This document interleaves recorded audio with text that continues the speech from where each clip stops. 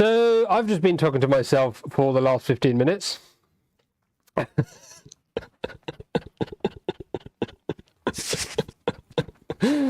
Oh my gosh.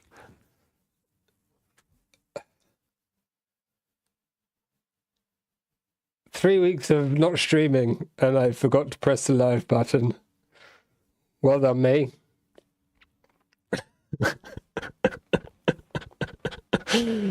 Oh my gosh. Wow. I guess we start again.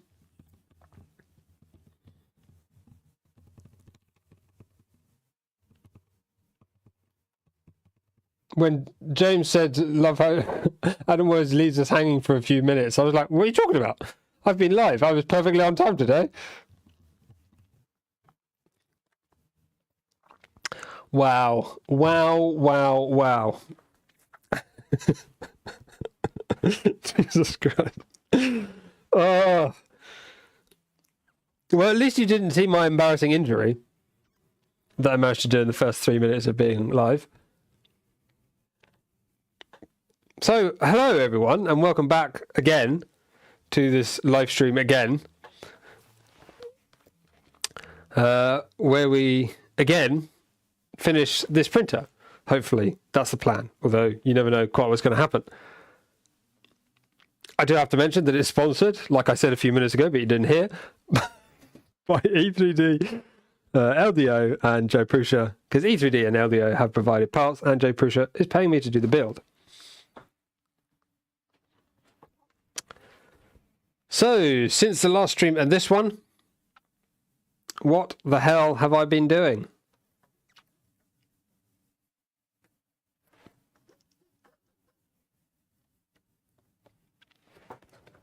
That could do with tightening. What the hell have I been doing? Well, basically the wiring. Hopefully you can tell.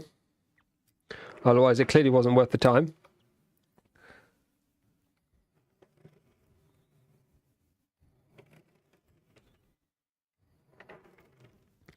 Yes, all the wiring is pretty tidy now. It's all sort of connected up and what's it? I think it's about as neat as you can get on this printer. Because you can obviously see everything, there's no hiding at all. So every little thing you can see. But I think this is reasonably good. As I said, not perfect, but I think pretty tidy and about as best as you can do on this printer. What else did I say before that I now need to repeat? I don't know. Welcome back, everyone. How are you doing? Hello and good day, and what have you been up to? Do tell. For me, the plan today is to put these on. As you can see, I had already started. Is to install this belt, which you can see I've now already done. Sorry about that. All you literally do is put it around and add 3 zip ties on. It doesn't have to be particularly tight. You can sort of pull the ends a little bit to try and make it tight, but just don't hurt yourself in the process, like I may or may not have done. And then trim the ends. The belt has no functional usage, so it doesn't matter how it looks, really, as long as it's there. It's just there to make it look like the original Darwin, which also had a belt there. So yeah, we're going to add these, do that. I've got this kit for input shaping. Oh, there, this is the thing. The feed tube. The filament feed tube to get filament from the filament sensor and spool holder up to the print head. That is the plan for today.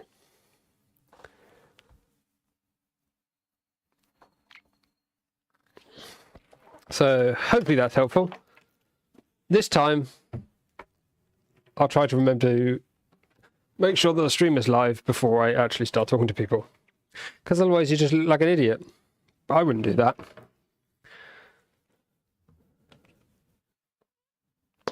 Hello.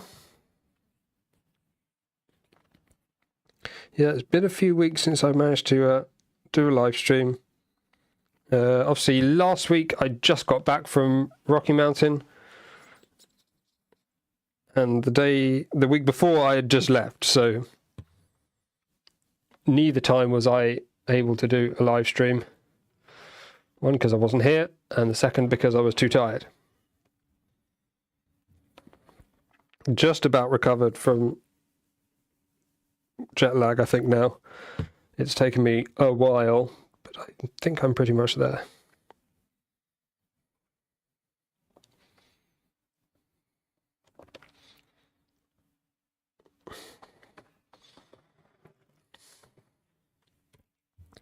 So I've missed out one of these green blobs accidentally, I think. Oh no, I haven't. Maybe I have. I don't know. I've just realised where the big one goes, so I think we're all right. We'll see. Hopefully I have them all. I should have counted them, so I should be all right, but easy to miscount things.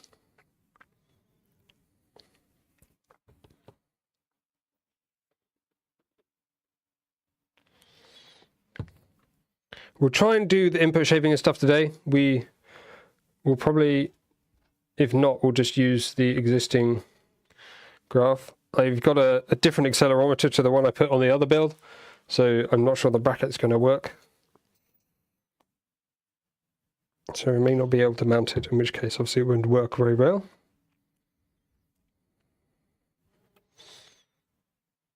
But I'll do my best. You got an LDO apron? I did get an LDO apron. Jason very kindly gave me one. Cool. A couple of weeks off and I can't even speak properly. Yes, Jason very kindly gave me one. They seem to be available in black and brown. I got a brown one. I quite like it. I don't use it very much, and I don't think it's perfect me, because I obviously sit down while I do live streams. If I was standing up, it would be more comfortable and more useful. I do have some plans at some point to renovate the space and make it a bit better, and then I would be standing and such maybe. But still, a really nice apron. The other one I had was really, really stiff, and this one's quite a bit softer. It's still a really a durable material. I believe it's 100% cotton, but it's still nice and flexible. It's not, that other one I had was kind of waxy. It made it very, very stiff. This one's nice and soft. So that's them. Then we've got to do these little ones up here. So there's 4 of those.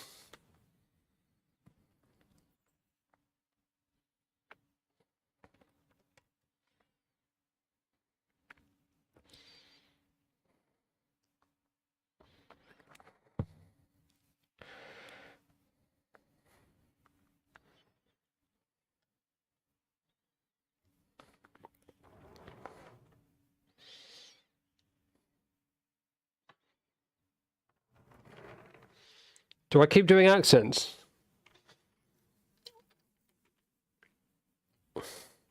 It's just a thing I end up doing for some reason. I do apologise.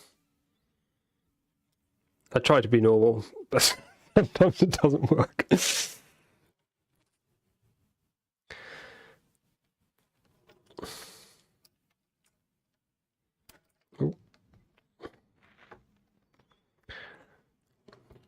And then we got those 2, I think, are the same. Those 2 are the same, and these 2 are the same, and that one. So the big one goes on the tool head.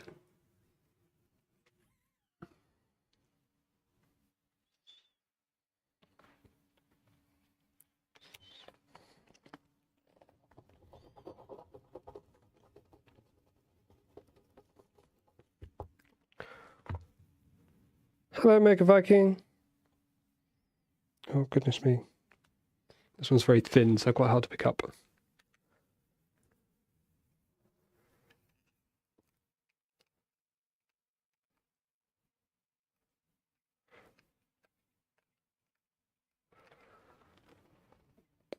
And then we got 1 on each of the white eyelures. Not that one. Hopefully this one. Yep. Oh.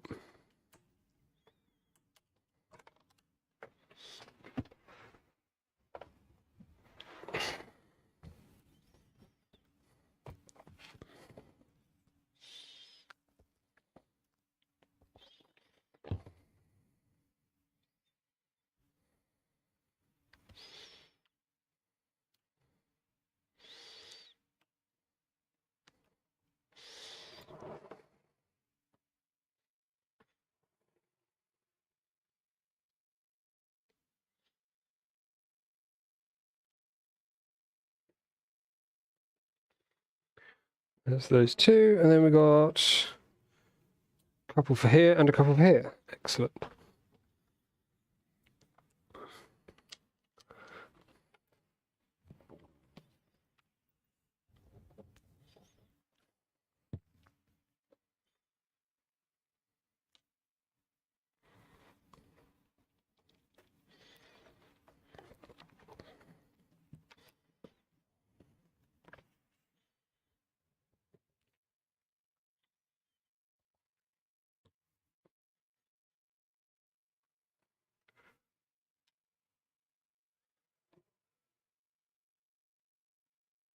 Darwin, indeed it is.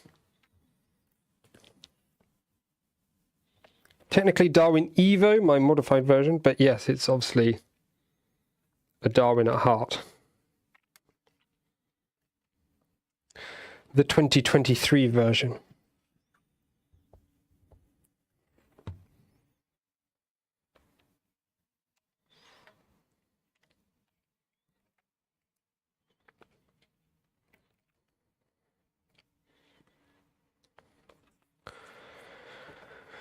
That bit we don't need.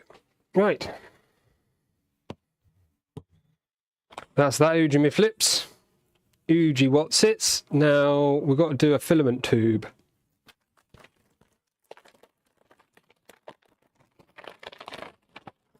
Ooh. It came with this, which I've not seen before, which is obviously like a filament tubey thing. To these. That's a little bit broke.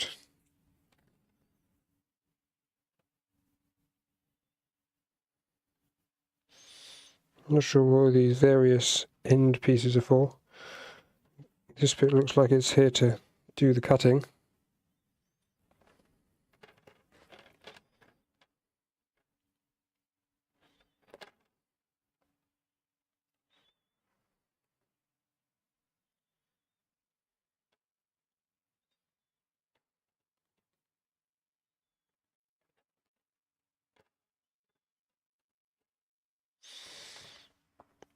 Kind of works, I guess.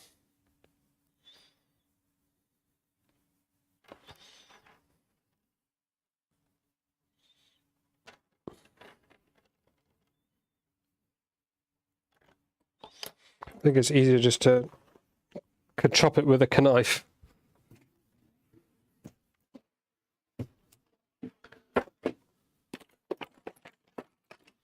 Oh, if I have one.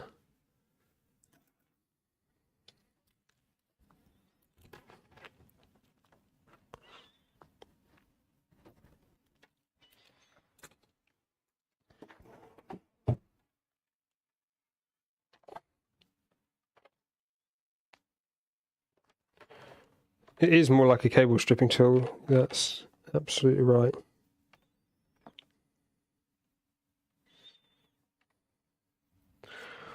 So this is got to go from here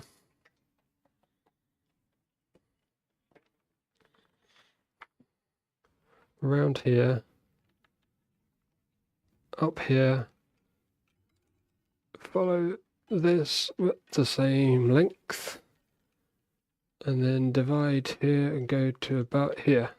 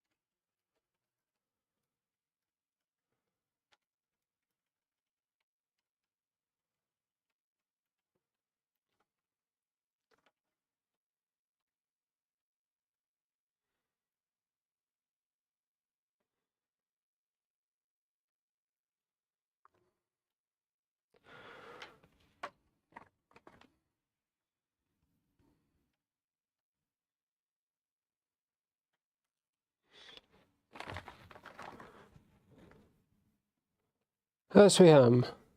Just done with your coverage of the Remura. Glad you like the video. It's been surprisingly popular.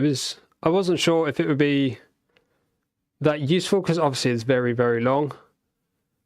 Typically I'd cut it down into lots of videos, but with the use of the chapters and stuff, people are finding the content they want to watch. So that's what matters to me.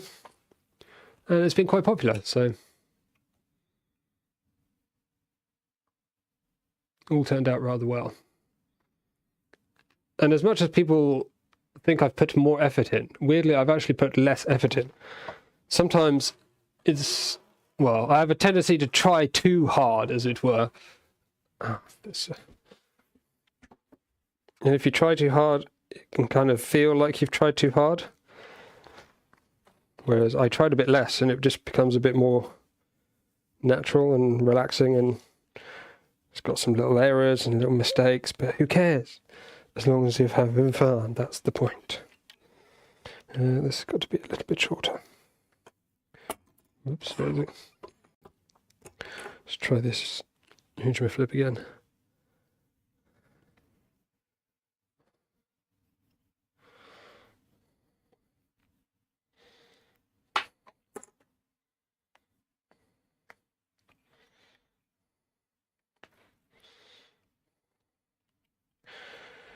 Right. I didn't do that before.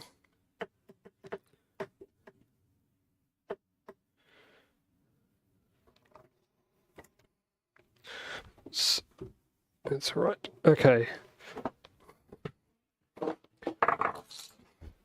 That's that job done.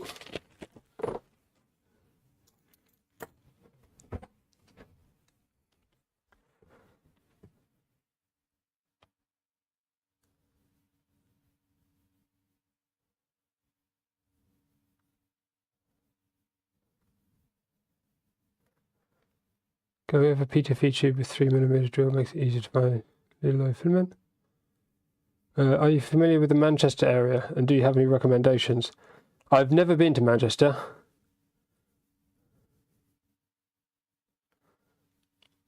So yeah, I'm going to be as new to that place as anyone else. Obviously I have the advantage of living in the UK. I don't know where everyone else is asking from, but yeah, apart from being in the UK, I really have no idea about Manchester. I imagine on the SMF website they have some helpful information on local places to stay, I would hope, and like travel recommendations and whatnot. But yeah, I've not been there, so I can't really help much, I'm afraid. We do need to tighten these. Let's do that. I think that'll be the last job, and then we can turn her on.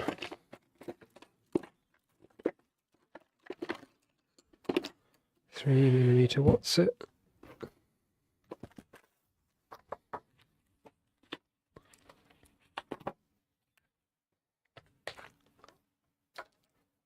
That's where you look.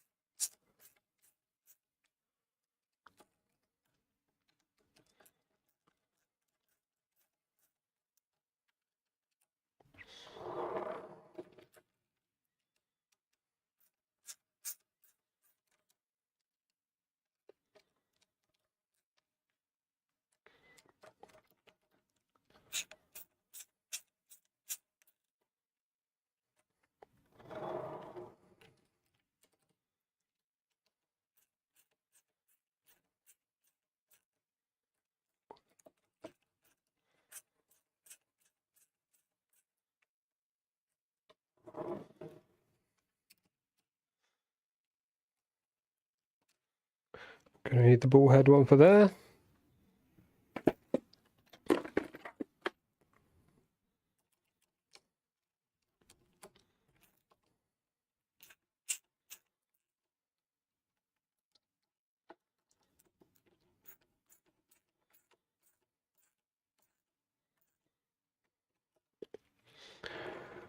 Cool, cool, cool, cool, cool, cool, cool.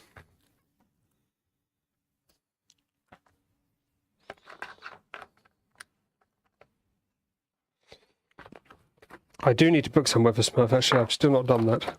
It's not on my to-do list at the moment.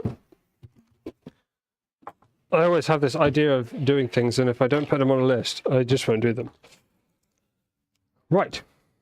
Can anybody think of anything else that we need to do before we turn her on? Fire her up. Fire her up.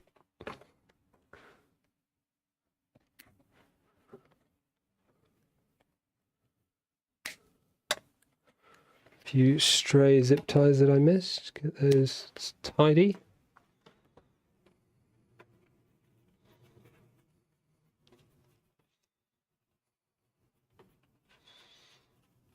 There's one thing at the moment, the display is not connecting properly. It might work when I turn it on this time, but when I had it on just now, it was not working. As in, it turns on and, like, it could work, but it doesn't find the correct network doobly-doo. So I'll probably have to fix that.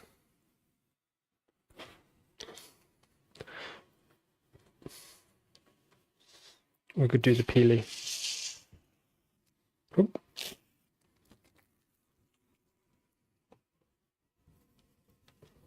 Yeah, you see it comes up with the white display.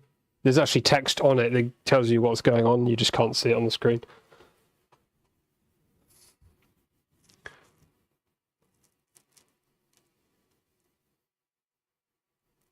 Just took a look at the extrudinator. Old times, that is. Not had that printer for a long time now.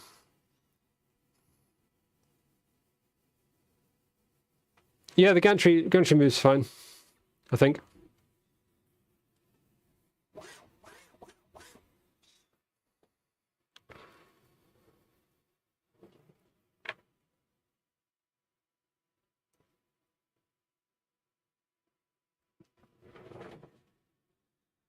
So what I'm going to do, no,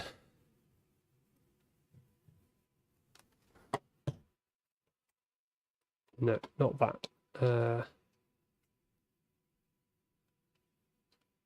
Give me a minute. Set kinematic position, that's what I want. So, second screen. If we jab in here this, can you just do, does that work? Yeah, that goes positive and that goes negative. That goes positive.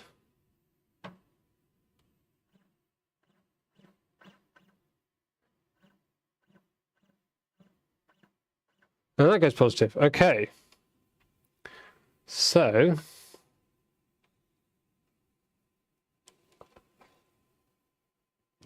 let's try and adjust the camera angle to look a bit more at the motion. I just realised I left all the zip ties on the gantry.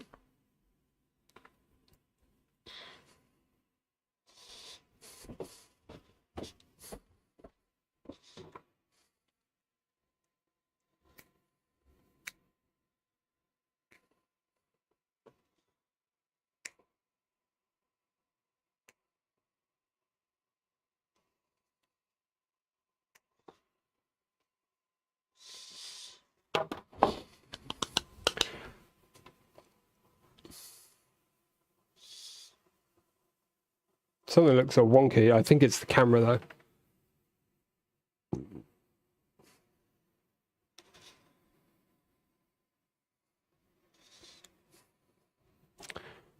though. So if we go home, we should be able to hopefully home them. That seems to have worked. Home Y. I think it's supposed to home that way. The belts are a little loose. By a little loose, I mean extremely loose. tight on the top and loose on the bottom.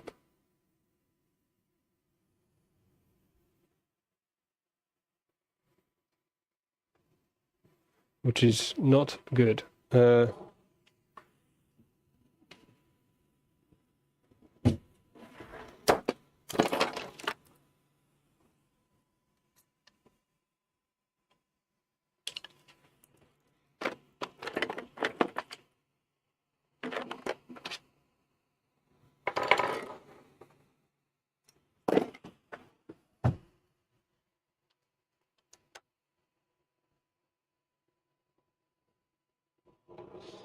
Let's just disable the motors.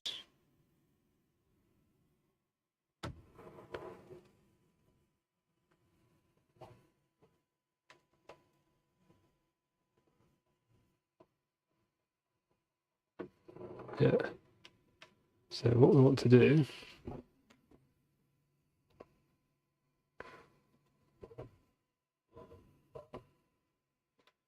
this here, that here.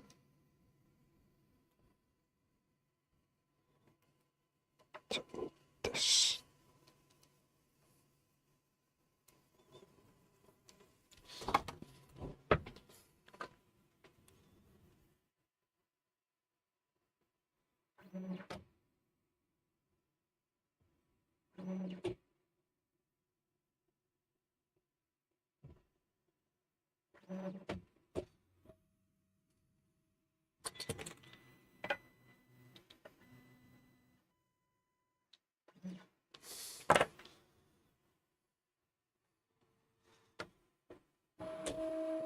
Where are you going? What the hell?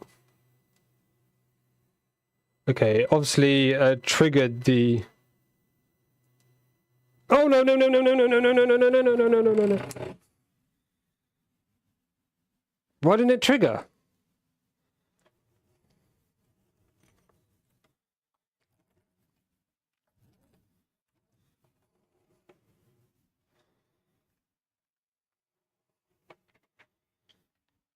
I literally did a demo with the flipping tool and then it didn't work. That's bizarre.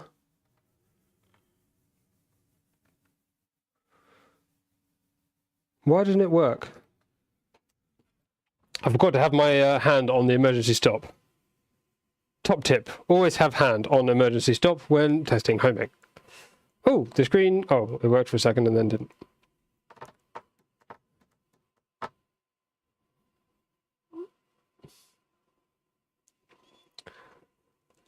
Oh dear, oh dear, oh dear, oh dear.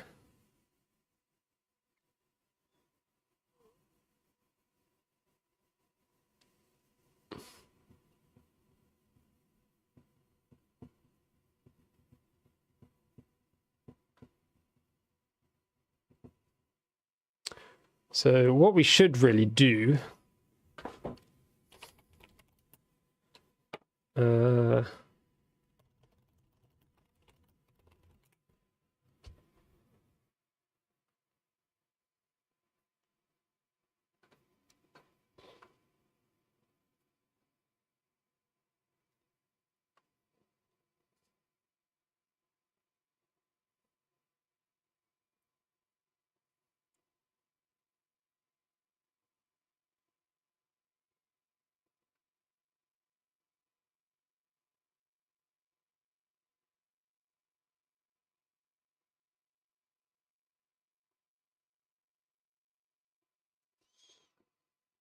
so there's a Voron docs, a docs.voron design thing.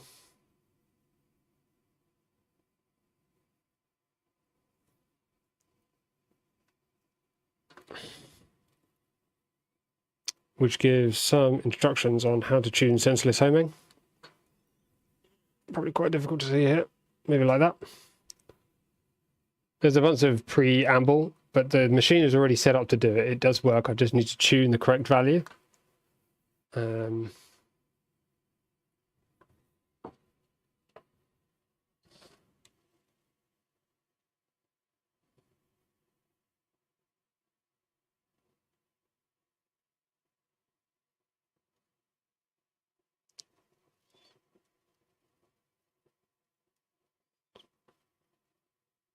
think this is the value I'm looking for.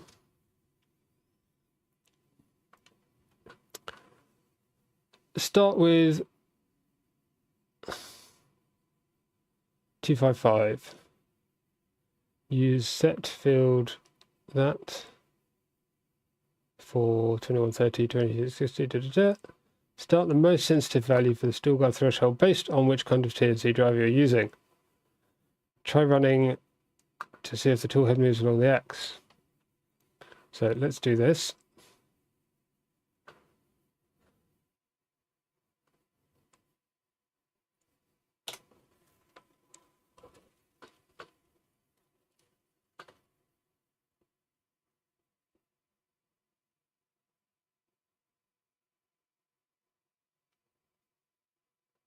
If your tool head moves all the way to the end of the rail, immediately hit emergency stop. Okay.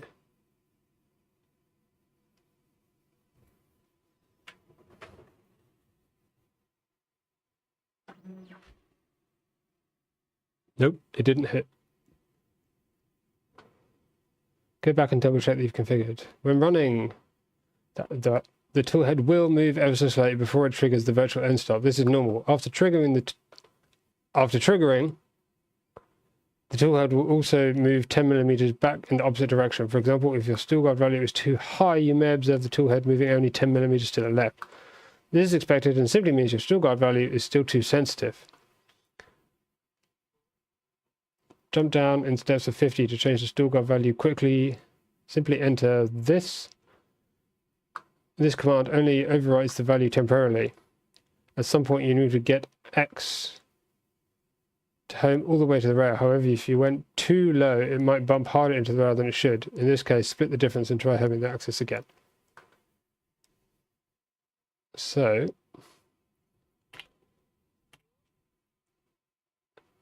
go down to 200.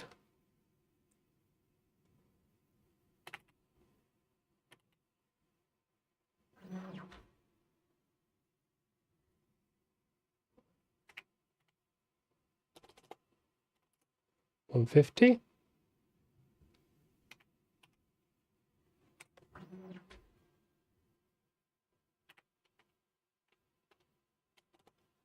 $100.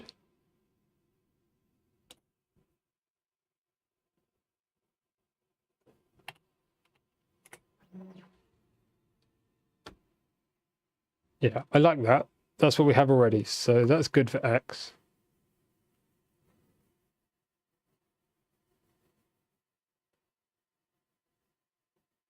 Y is currently at 140.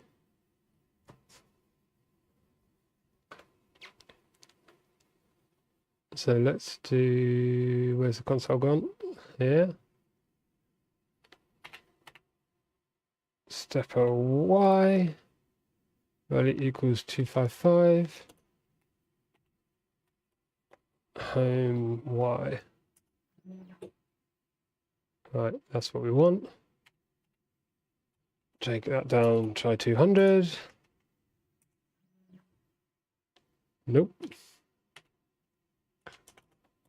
Try 150.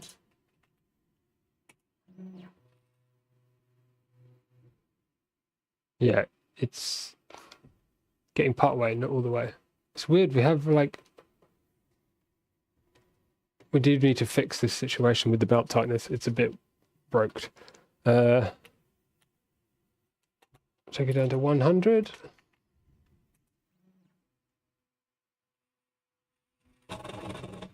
Yeah, that obviously hit too hard.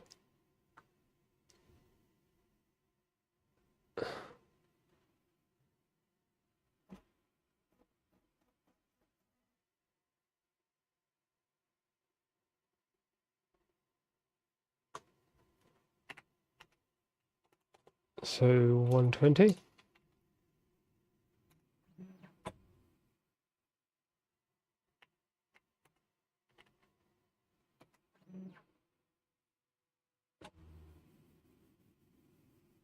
Yeah, there's some, I don't know what is going on with this belt tightness. It's very, very strange. I might try just undoing this.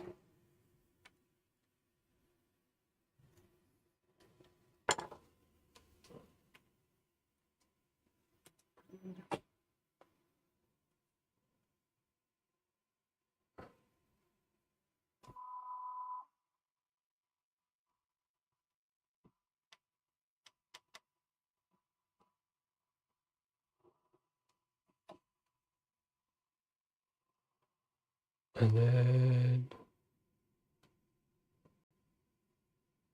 sorry, whizzing around a bit.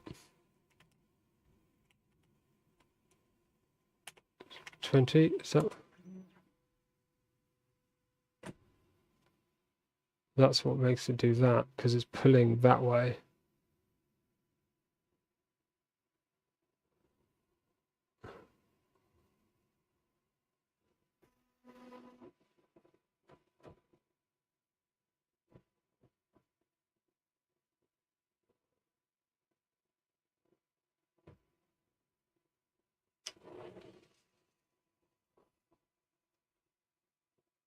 Yeah, we really need to improve the belt tension here. Let's sort this out.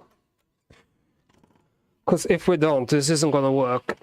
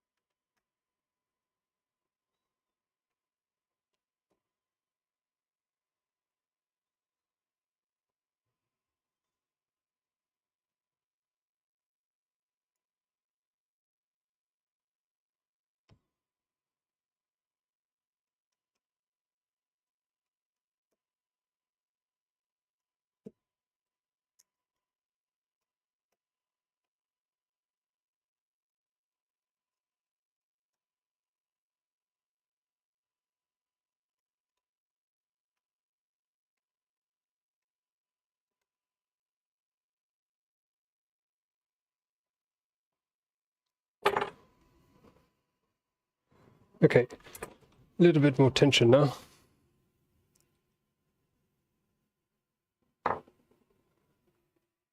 The idlers are actually joined together, and that's, I think, well, they don't now. They're now separate because I loosened off this one. But again, this is a bit of a carryover design from the previous one, but the previous one only had one motor. In hindsight, I probably just shouldn't have bothered with having this rail here.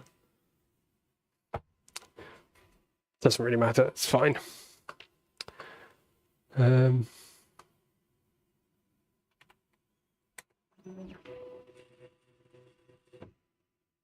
Yeah.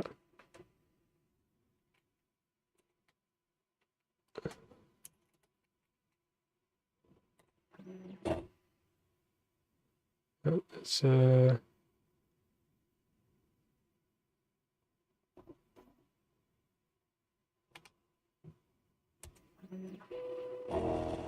yeah, 100 is definitely not the way to go.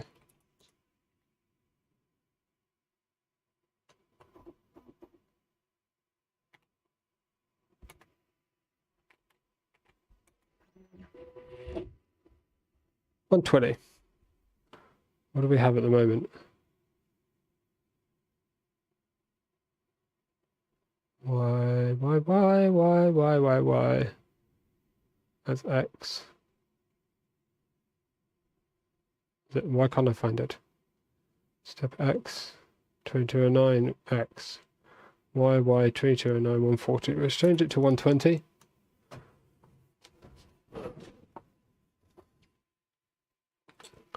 Now we need to find out why this Z didn't trigger on the bed.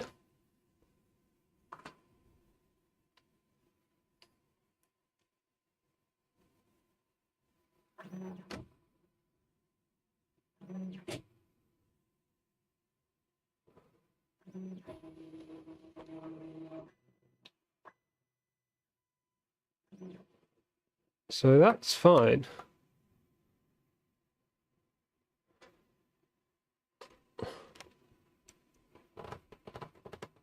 That's really odd.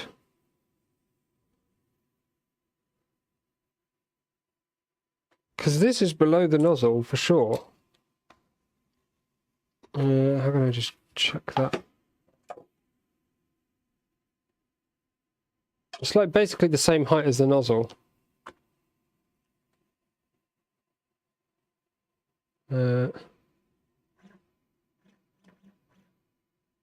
Yeah, we can't go below Z0. Oops, daisy. Let's home Z again. Just get it a lot lower.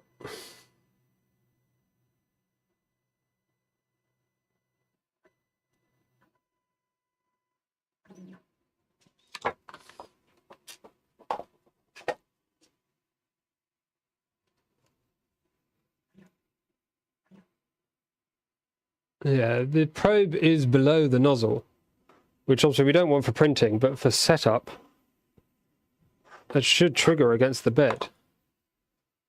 I'm a bit confused as to why it didn't.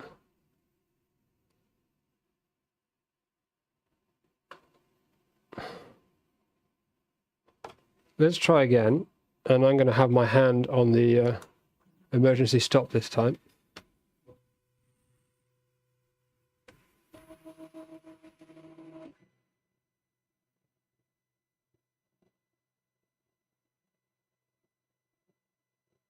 It might be just because the aluminium distance, trigger distance is too far.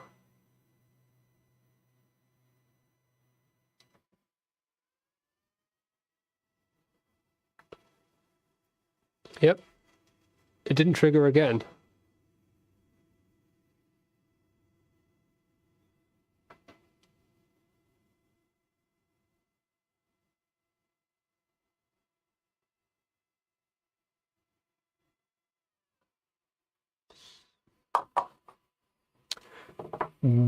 Okay, let's put the bed on and hopefully this steel helps it not have problems.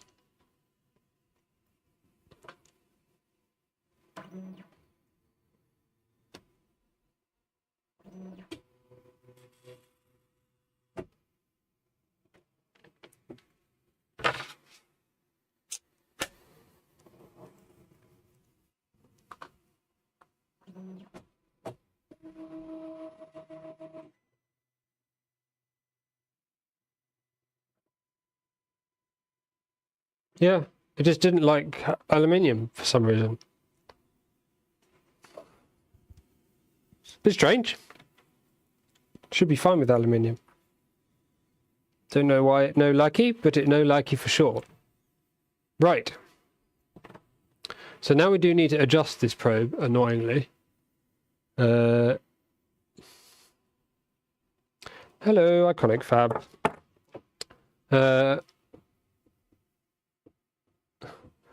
Let's try a quick QGL, maybe.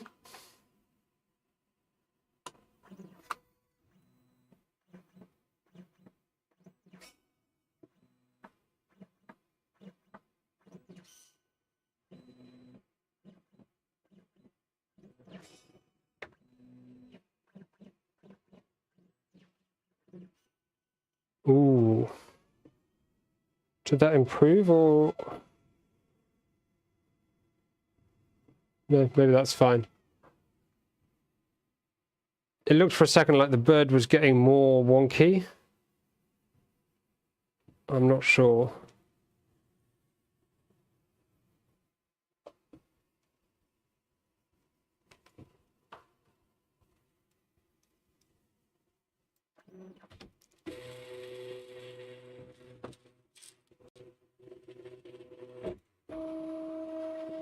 This rattles, something rattles in here.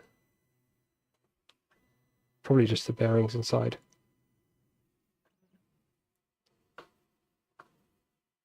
Let's try again. It's pretty rapid though. What you don't get a sense of is the size of the printer. It's a massive printer.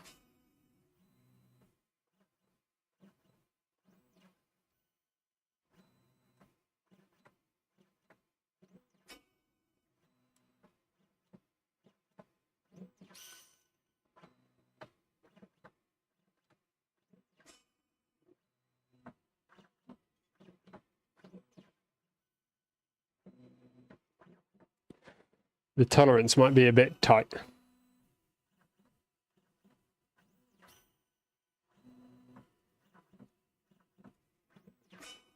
Or it's getting worse each time.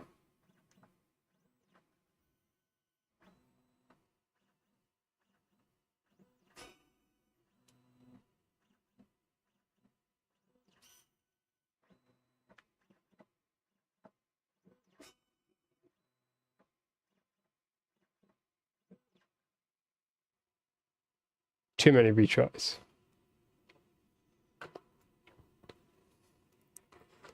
So there's something not quite right still. I mean, the old crashing into the bed thing probably didn't help anything. Let's...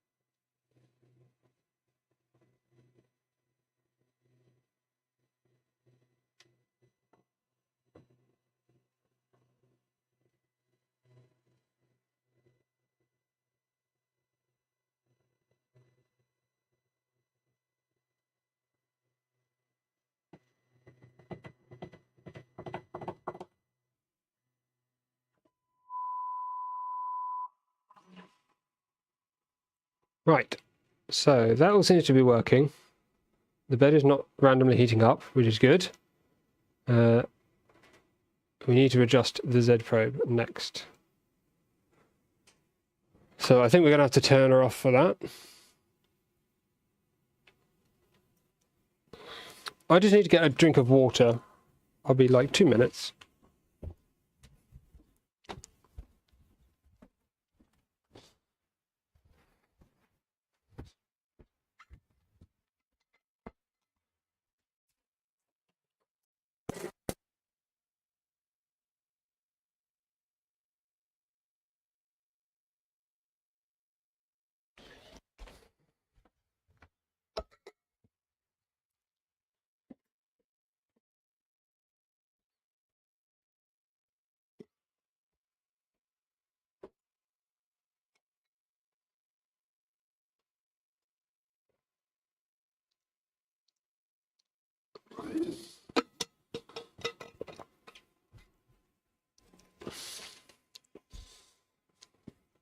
So we did the shutdown.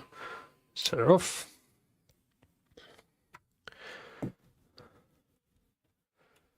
Right.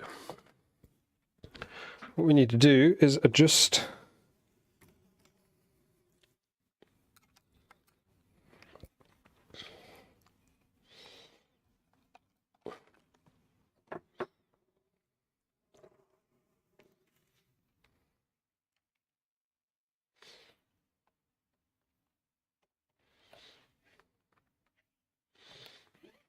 Are these tight?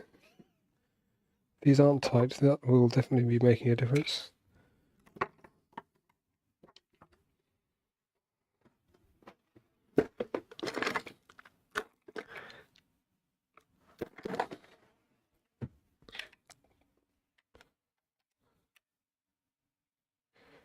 Oh, it's pretty tight.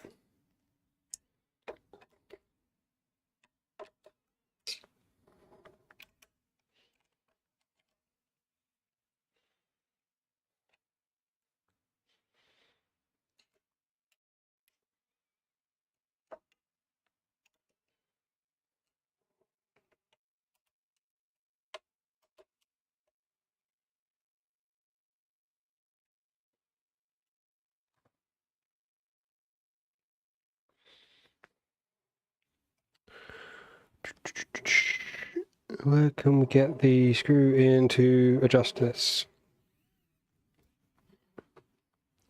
Nowhere.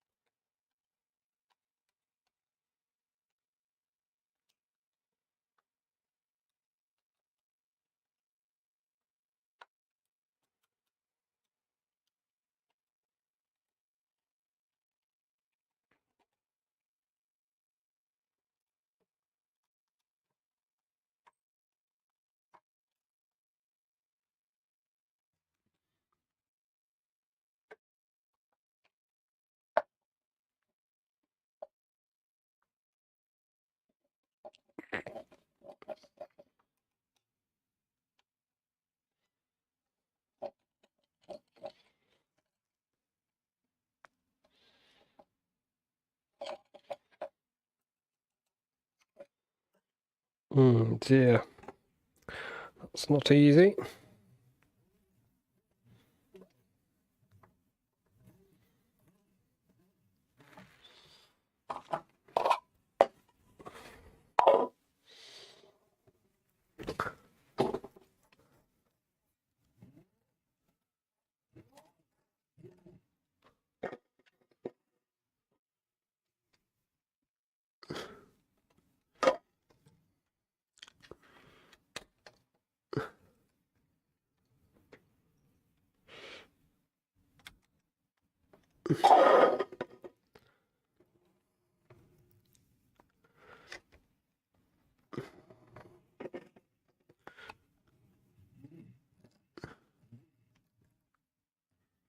Right. We wanted the zip tie thickness away, but these are skinny zip ties, so we don't want to use those ones to do it. There's some slightly nicer ones which are a little bit thicker and a little bit better for spacing.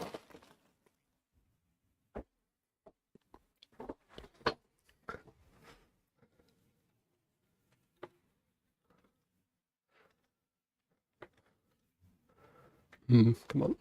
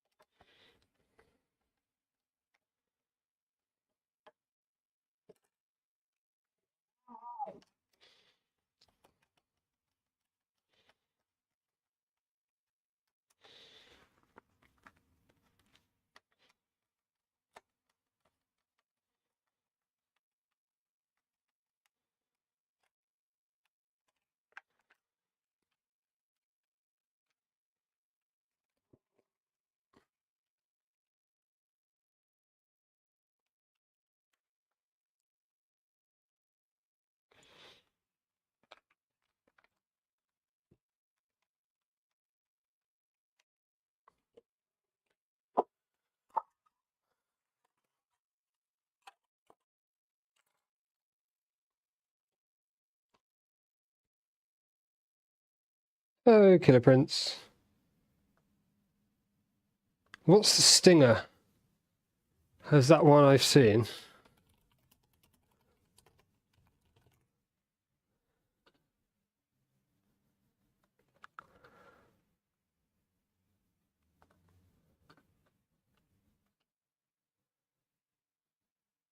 Oh, that's the one that was shared with me at RepRap.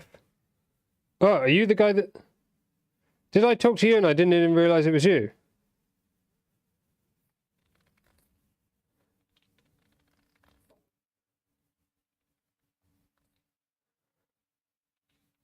I 100% remember the printer.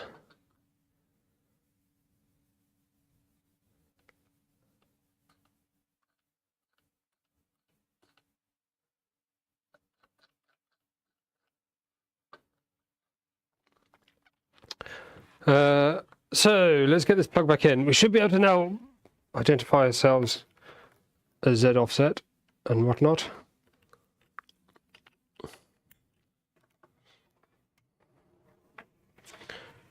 I've not actually finished a printer build for absolutely yonks.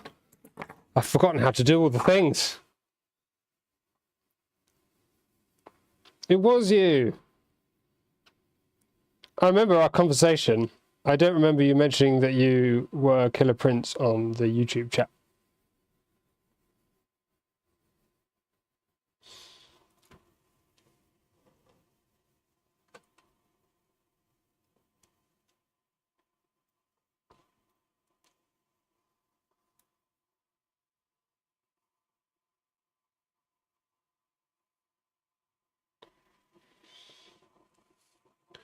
What's the approximate bomb cost?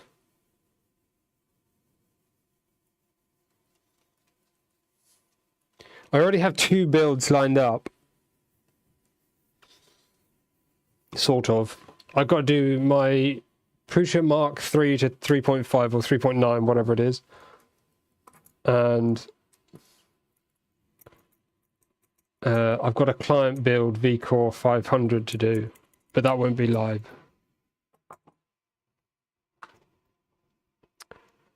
Right.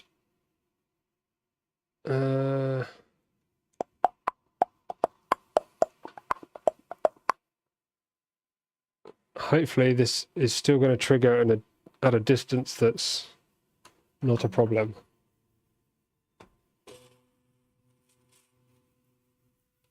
$1K is not too bad. I've also ordered a positron, so I'm going to have to build that at some point. That for sure will be live stream, unless I'm like quite late in getting it.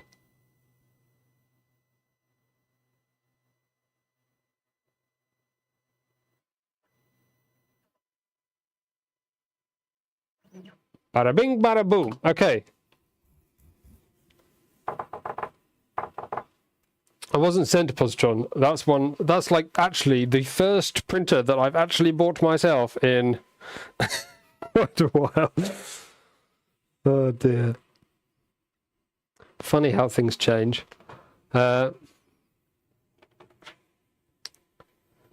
I need to do PID.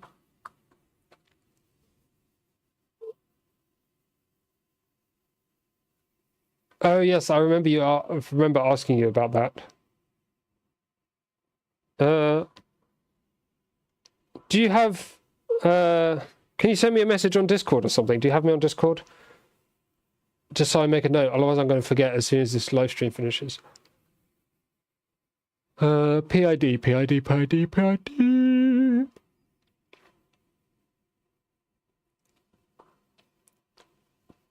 Yeah, DM me. That works. Yeah.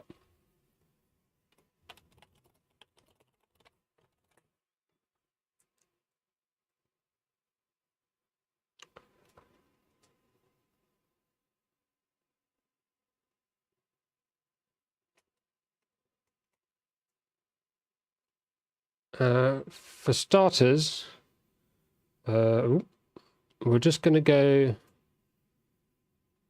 We'll check that it kind of heats up. Because we already have a PID in there for this exact hot end, because it's the same one as on the first one, and I copied across the firmware. So it should be pretty close. Yeah, that's gone fine. It's heating up okay. And the same for the bed, that's also PID for this one too. Just a thought, Ellie's new bed is going to need a different PID probably. Although no, it's the same power output, isn't it? So it should be fine. Should be fine. Can't remember if this likes to be at room temperature for PID calibration or not. Might be that it's close enough. I mean, it's literally an identical printer. We shouldn't really need to retune the PID. We do need to do the Z offset. Now, how do we do that? That's the Z safe home. Probe Z offset 1.870.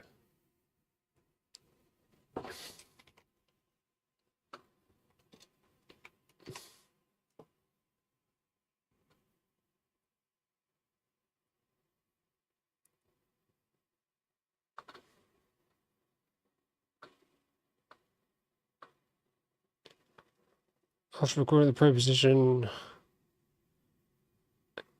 Z offset, probe calibrate.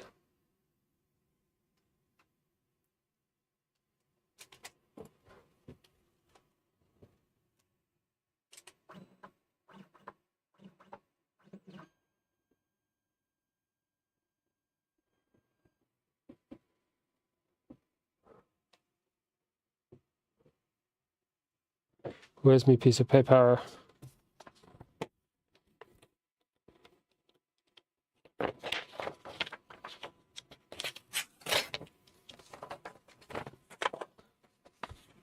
We should be pretty close to first print. We're just going to get this PID stuff and offsets done.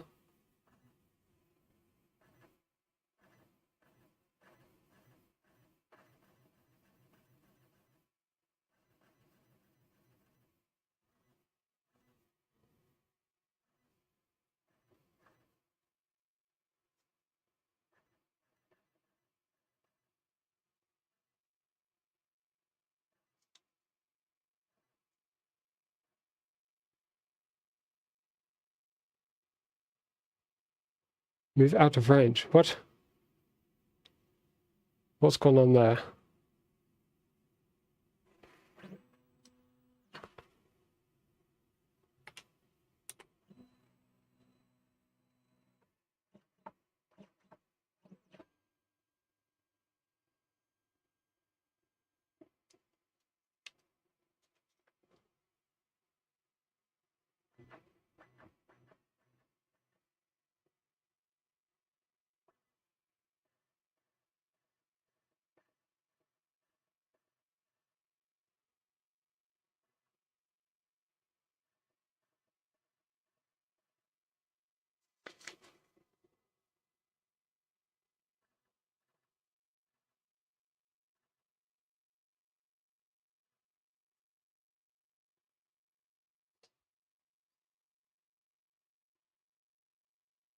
Please don't tell me we have to move the probe up.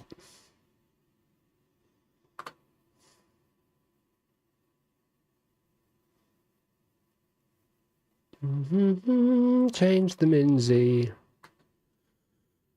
Where is Minzy?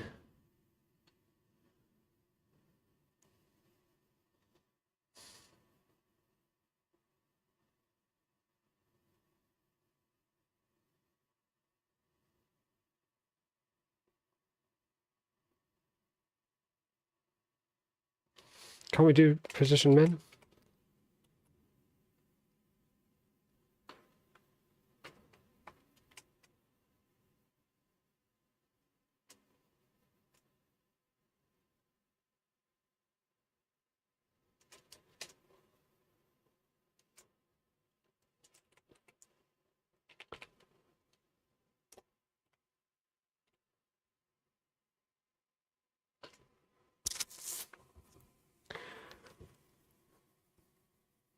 We'll try -1 for now. I suspect once you get the mesh in there, it might need a bit more, but...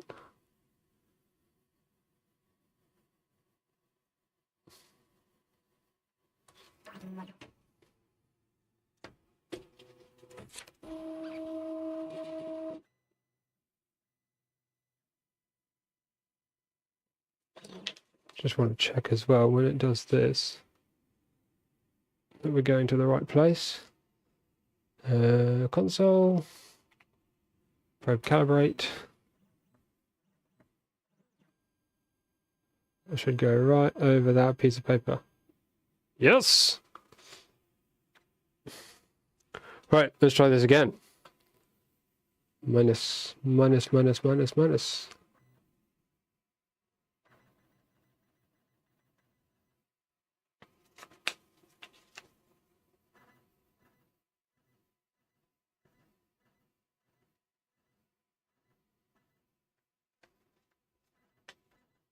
Yeah. We were pretty close already.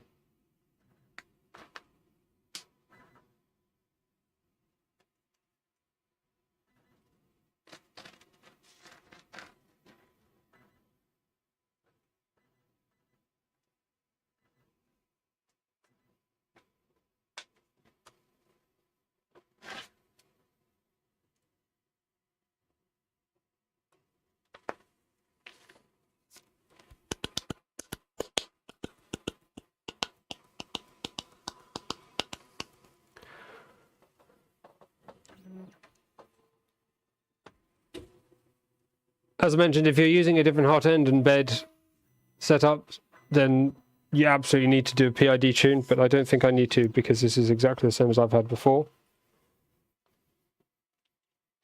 And it takes a little while. In fact, the hot end one is pretty fast, and we're down to 30 now. That's not too bad. What did I... We got a copy. Here we go. Paste. We'll do 220 because that's about it for PLA. We'll move it away from the bed a little bit.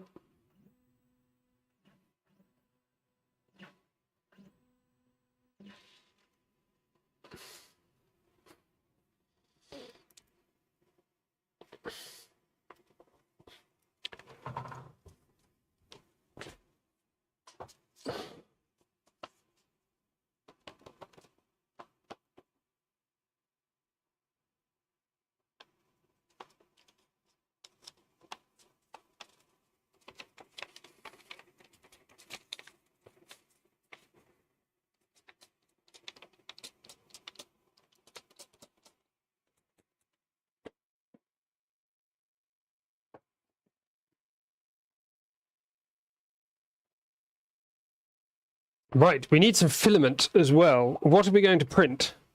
We need to print a thing. What is the thing that shall we print? Some PLA is probably a good start. This blue is looking a bit brittle.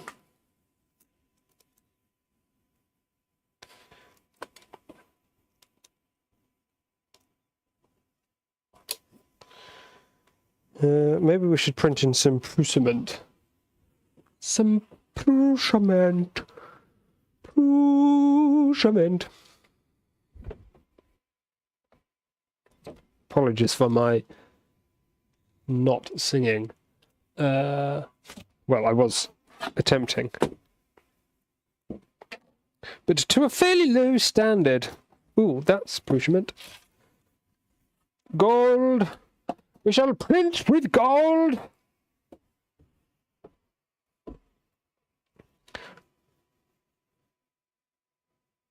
Wop wop wop wop wop wop. Gold. I think we need to enable the filament sensor as well because I think I might have disabled that before because it was not plugged in. Cali Dragon, nah, no calibration prints are actually worth printing apart from Califlower pretty much. Test prints, yes. Calibration prints, yeah. I'm exaggerating, but I'm not going to print a Cali Dragon because it's a waste of plastic. I don't even know what it is.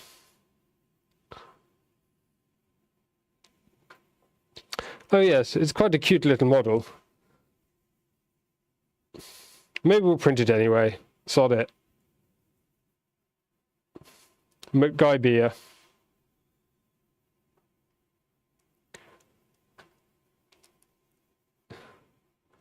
It's just the inference of calibration. It is a cute model, but I don't think you can calibrate. You can make adjustments and tunings, but tunings and calibrating is different things to me. Maybe I'm just particularly fussy. It'd seem right, wouldn't it? Save config, bish bash bosh, paste as plain text, done. Then we shall do the PID on the bed. I did it again. Accent just happened.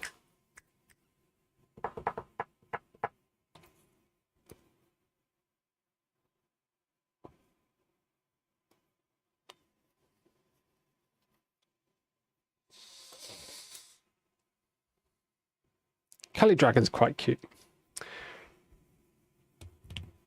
We shall do it in oh my gold. Oh my gold. Speaking of Prusa, do you have Galaxy Purple? I swear I can never find decent colours in stock. Is Galaxy Purple a colour? I don't have any. I don't think I have any sparkly purples. I have Galaxy Black.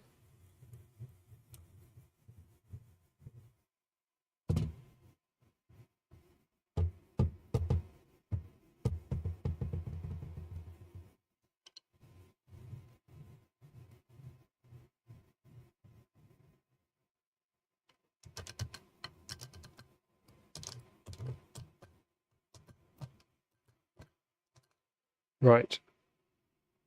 We're back up. Let's just check the printer configuration. Oh, smart filament sensor's in there. So it should be good to go. What does it show on the dashboard? Encoder empty, switch them to empty. So if I shove some filament in, will it change its mind? That's the question. Hopefully it will.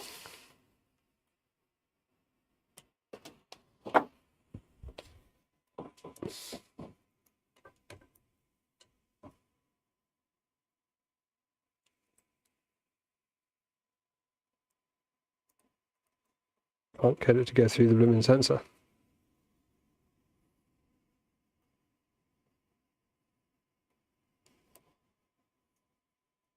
Nope.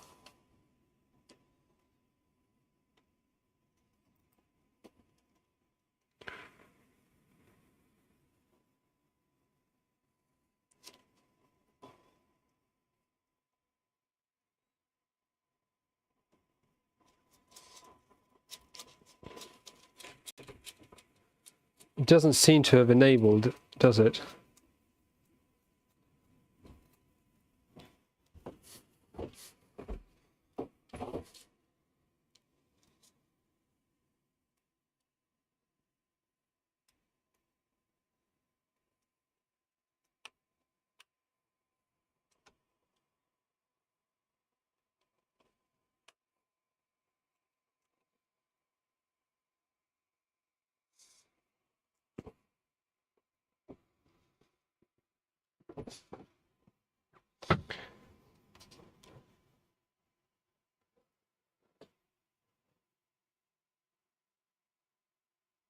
Something's not right there. I don't know if it's the wiring or what.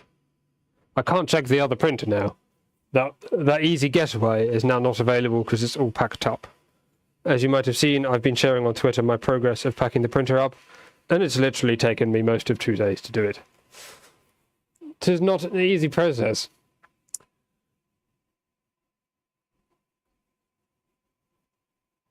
Right, so hopefully I can still use me Ortus laser. I did it again! I don't know why I do that. It's very weird, isn't it?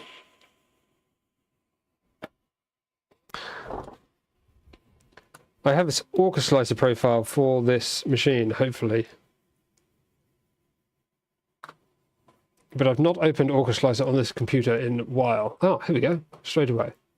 Generic PLA. What are the settings? Wait a minute. Where's the temperature? Where? Also 220, bed 60, volume 12. That'll do. Right.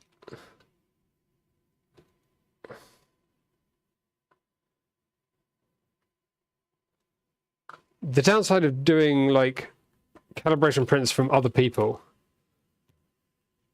is I then have to remember to put it in the description as a credit. Let's provide some credit here. This is what I'm going to print. Well, I mean, it has some indicators of things that can help you with tuning your printer. But you can't like measure it as such as a way to calibrate. So yes, this is the model. If I'm a good boy and I remember, there'll be a link in the description to this later on. In fact, can I do it now?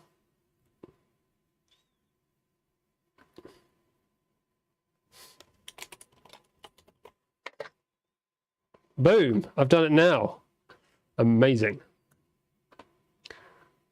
MMU keychain version, STL version.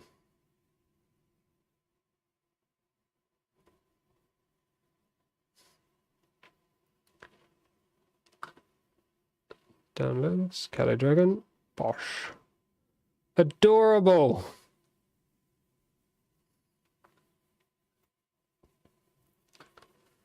We're going to have to change the IP address settings. I've forgotten where those are. Device. Oh, hello.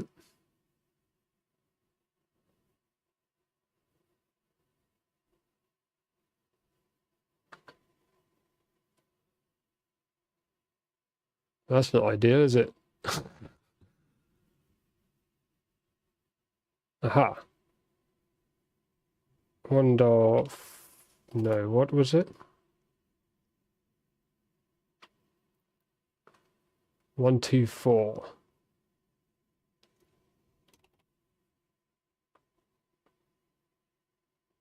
Oh, we're not 8. Oh, now it's going to crash testing the IP address. Nope. 192.168.1.124. Test. Correct. Done. Slicey.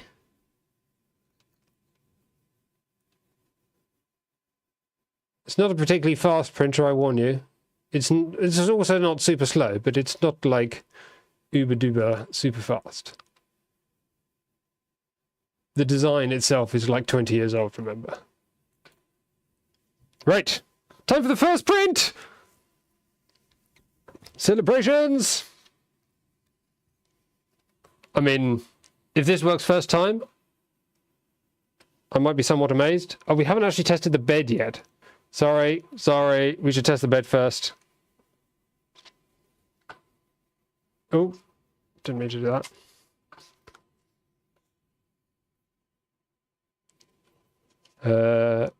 Let's just give this a quick juice up, make sure that that light does indeed turn on. There's no obvious smoking. The temperature is increasing. The bed is getting warm. And I don't get electrocuted. That's good. Again, we'll rely on the PID value from previously, because the bed does take a while. Print. Upload and print. We're off.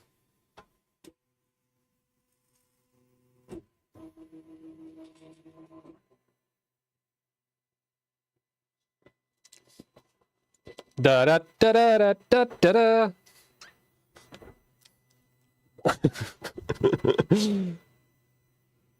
Look, Mar, no hands. So yes, this is Darwin Evo.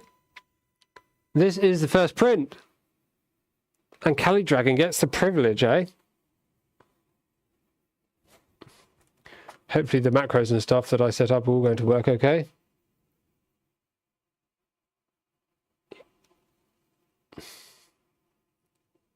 Bed is heating to 60 degrees Celsius. Oh, there's like a second screen. That's weird.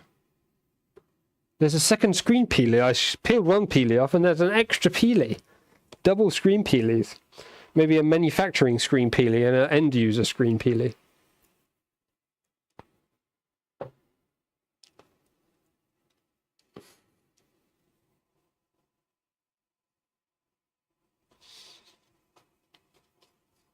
Come on, come on, come on.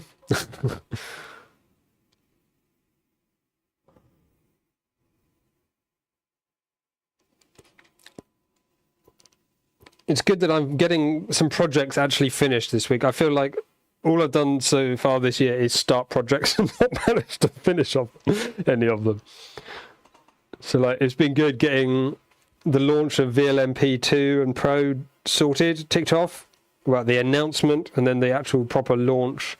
We'll do a more in-depth video and start shipping. Shipping is 20th of May. The video will probably be just before that.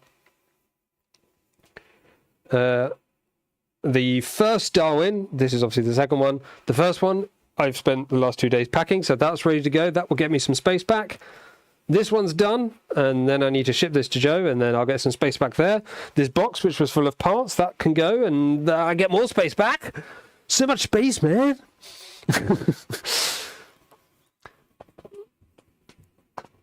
It's exciting having space.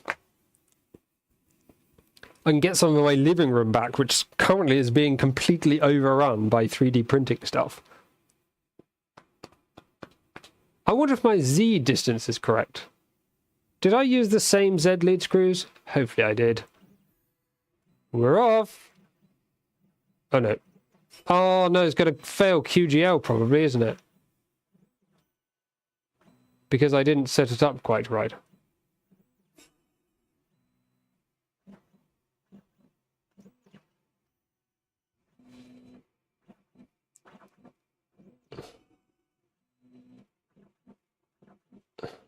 Four, 2, 2, 5. We may not get the results we expect. Oh, we were close that time. We went from 0.42 to 0.18. We need to get to 0.15. Maybe I probably set a mesh up as well. I might have done. Hopefully I did. 0.162? It probably doesn't help being on this, because this is a bit wobbly.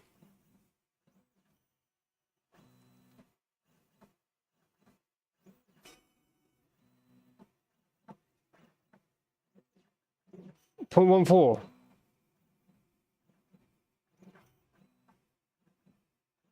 Why is it doing it again? We already succeeded.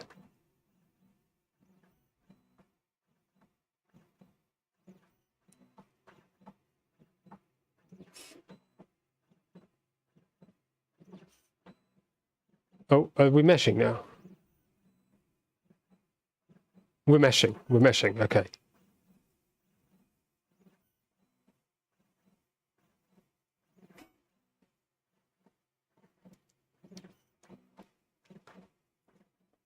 We made it. We made it. We made it.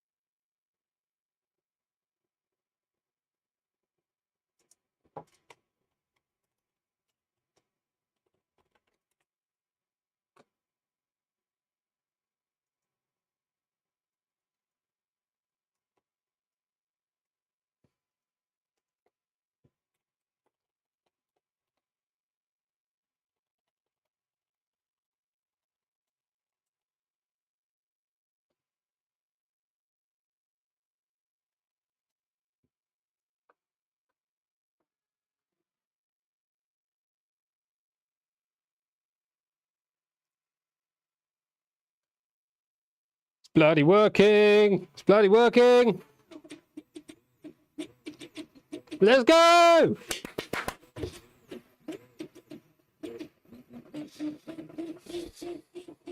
Whoop whoop! There's some vibration-y things going on here.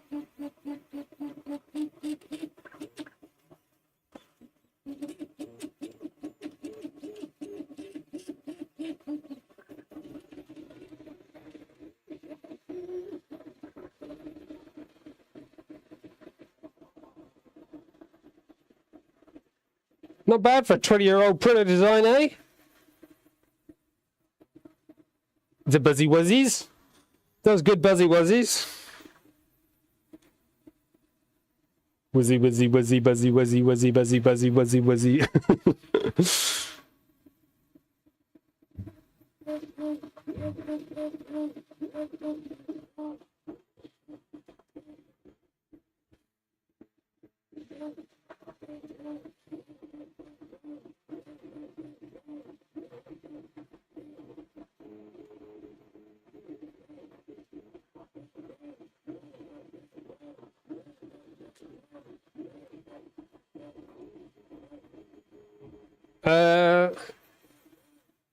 I'd say the build itself is actually easy.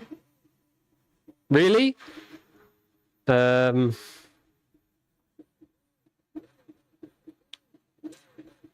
problem is I've made no instructions. That's what makes it that's what makes it difficult. If there was a full manual, it would be really easy. Because the structure and stuff is really easy to assemble.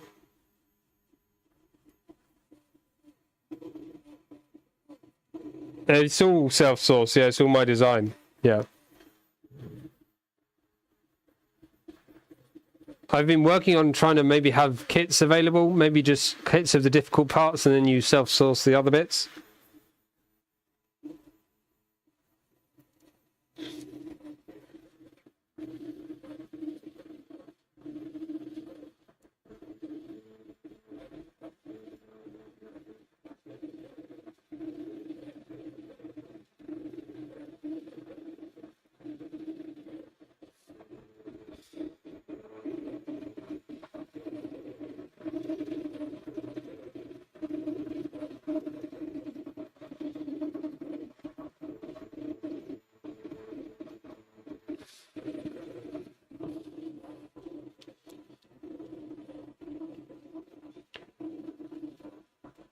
It's the kind of same type of printer as the Vaughan Legacy. Modernized throwback. I mean, yeah, I'm not familiar with the Vaughan Legacy, but this is a RepRap Darwin 1, which was released in 2007, kind of finished in 2004, started in 2002 or something like that. And I redesigned pretty much every part last year to auction off for Sanjay Mortimer RepRap Foundation. Sanjay Mortimer RepRap Festival. No, at the festival for the foundation.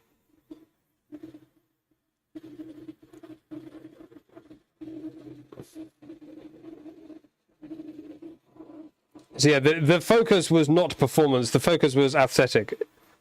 It was to modernize it with recent hardware, recent electronics, but keep the hardware looking old, but also make it new, sort of.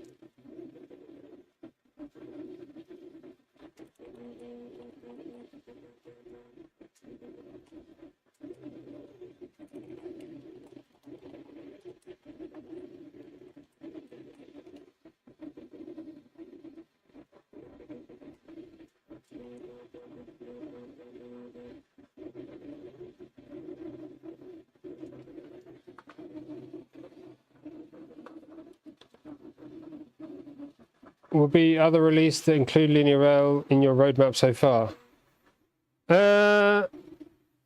Probably not. I mean, the idea was not to make it out of modern hardware, so yeah, probably not going to do that.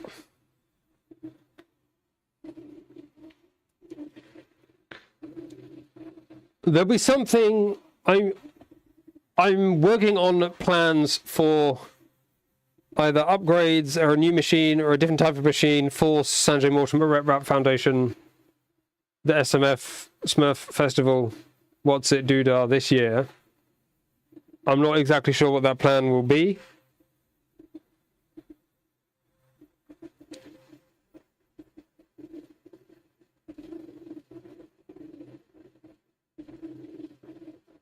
I'm not sure when I will start. I'm not sure when it will finish. I'm not sure when it will be. I'm not sure what it will be.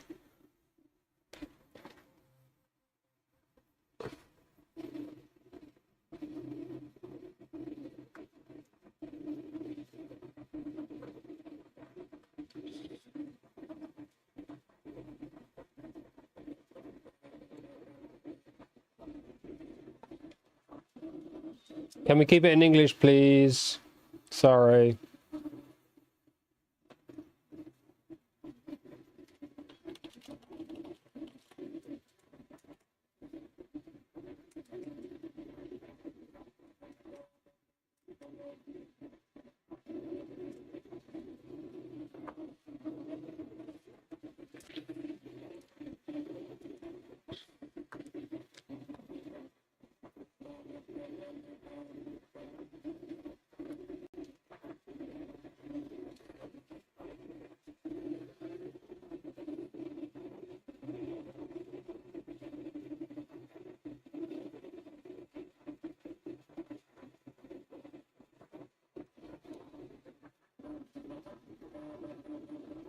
Seems to be working. It does indeed seems to be working. Seem to be working.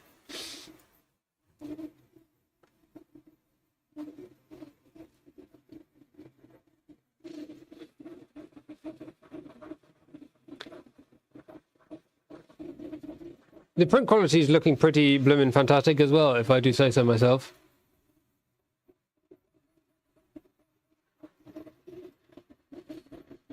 Rather fan-bloody-tastic. Hopefully it can maintain that to the end.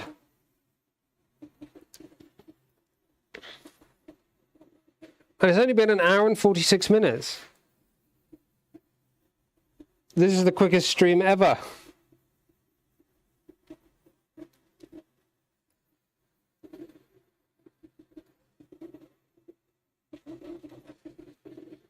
I just realised the sticker is also still on the underside of the bed, but that's okay. What's the build plate size? It's 300 by 300, but it can't print in that full build plate. Because I've used the original kinematics, it never, again, didn't feel the build plate. So the nozzle can get kind of close to the front, but only like 70 millimeters from the back. So, but it can do most of the width, and the height is maybe like 180, 200, something like that.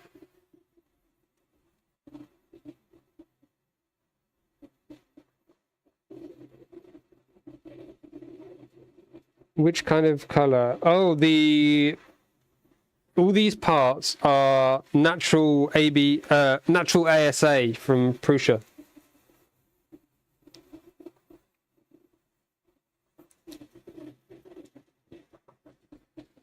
The bed is quite normal size, but the printer around it, it goes, yes, a long way forwards and backwards.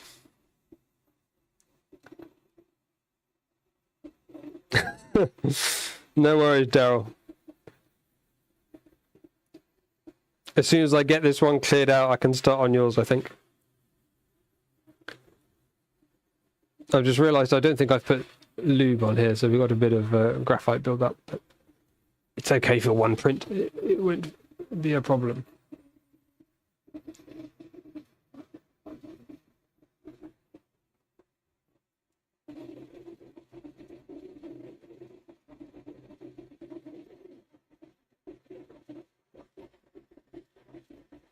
Let's see what the webcam looks like at the moment. Probably absolutely awful. Yeah, nah, back to normal camera. I have some other cameras coming though. In fact, they're in the other room. I'll set them up at some point. I've got to do a video on them. It's like a sponsored thing with the... So we'll get some multi-camera stuff. I've not seen the video quality of the cameras. Hopefully it's good enough. If it's good enough, we'll be keeping them in the setup. If it's not, then maybe it'll just have us as like second, third cameras or something.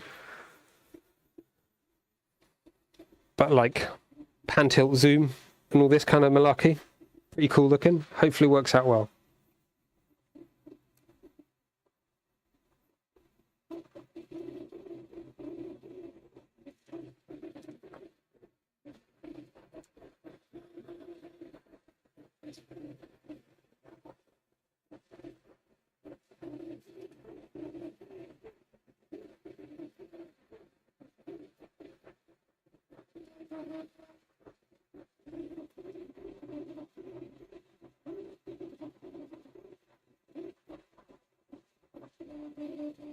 Didn't attend the previous episode, but watching, I believe the printer gives you a hard time to make it aligned. People keep saying this.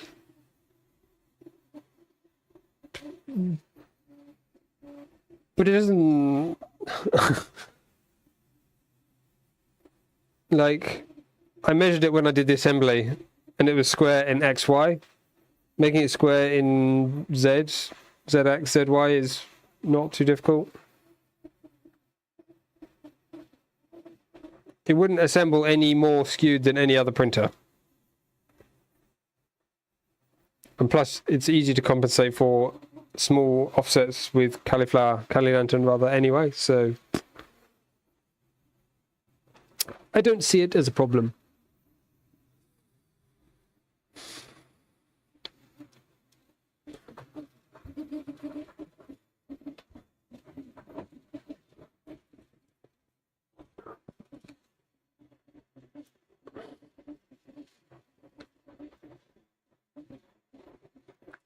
They're 55 of 200. But yeah, it's only going quite slow. I think there's quite a lot of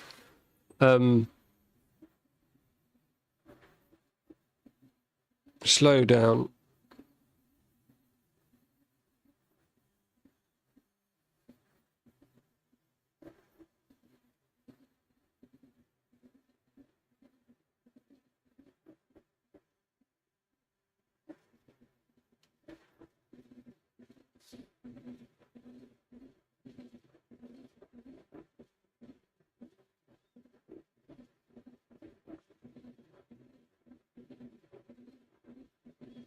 Yeah.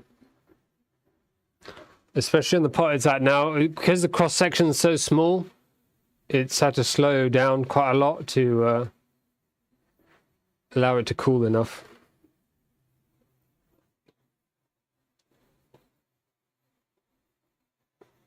The build cost is difficult to estimate. The bomb that I added up, I think it was like 1,500.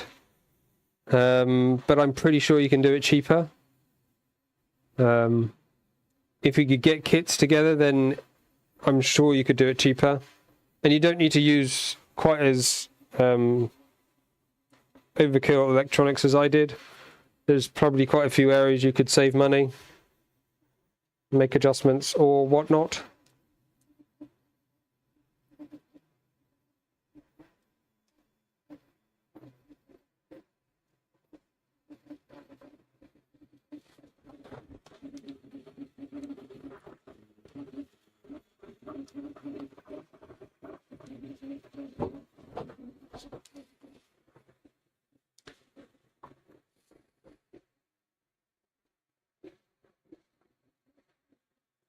Bed's still stuck.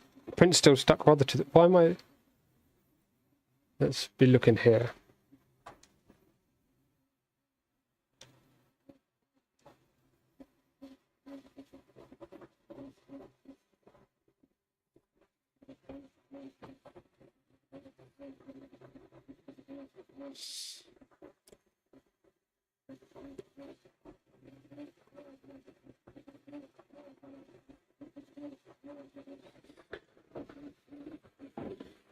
See if I can move the camera into a better angle to focus on the actual printing a little bit more.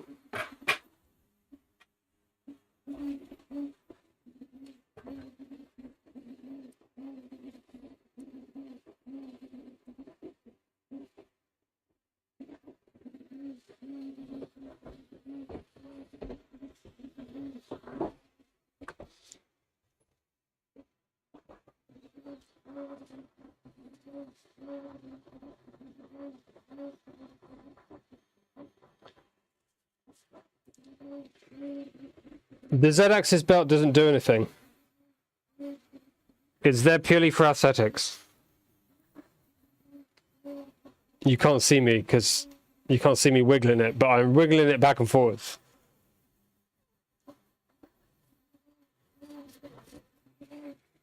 It's there to make it look like the original Darwin, but it does nothing.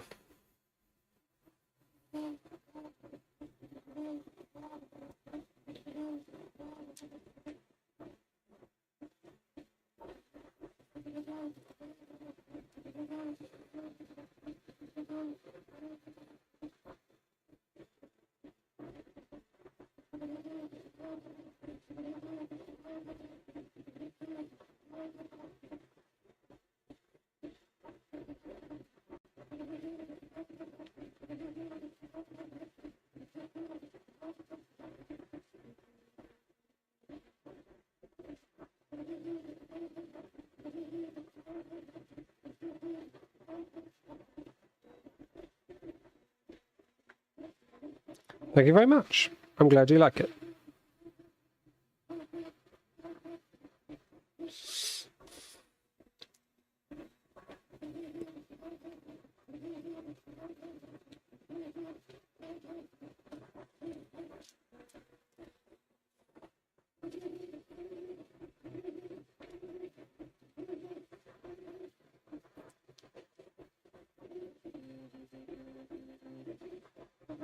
Apparently there's still only 86 of 200 layers. Not even halfway in Z height. This thing must have an enormous head compared to the size of his body.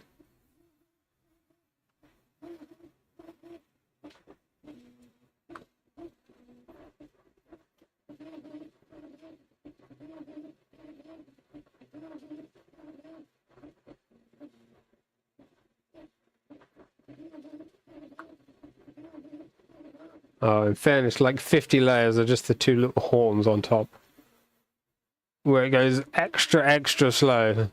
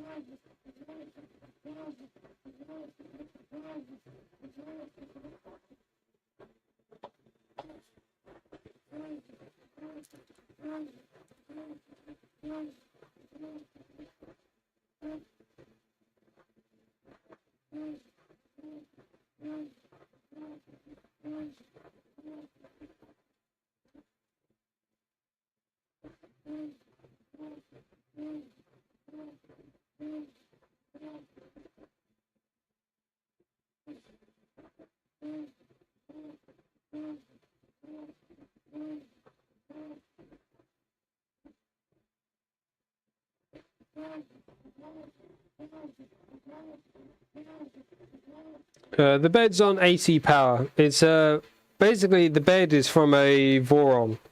It's an LDO bed, the 300 by 300 bed for Voron 2.4. So yeah, AC powered. I think it's like 600 watts. Yeah, 600 watts. Hello.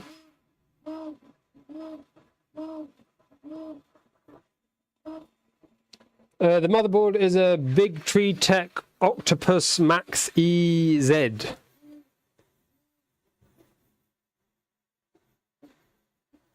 Yeah, there is a bit of string. You can see on the tail tip especially there.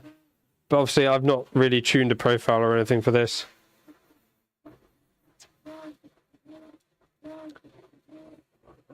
I think the horn bits will be a bit of a challenge. We'll see.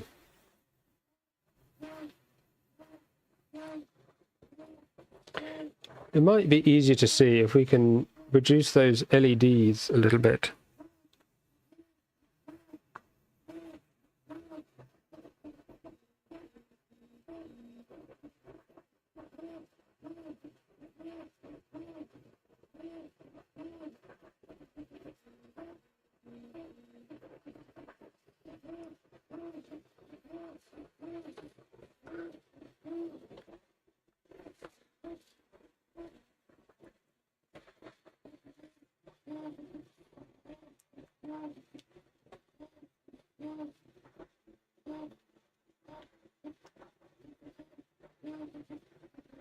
I saw a piece of wood behind the bed, if I'm not mistaken, so you have to...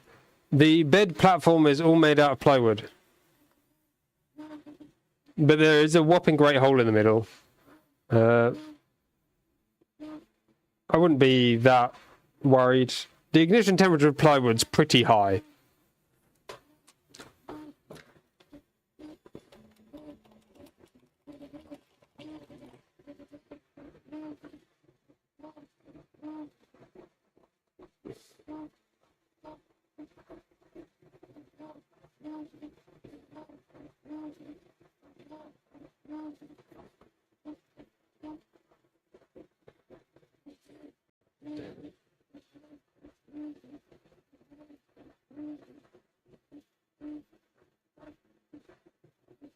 $150°C by the looks of it. That's like the contact temperature, or like the whole... You'd have to have a lot. Like this plywood here is not going to be very warm at all. Like it's slightly warm to the touch, so it might be like, I don't know, 50 degrees.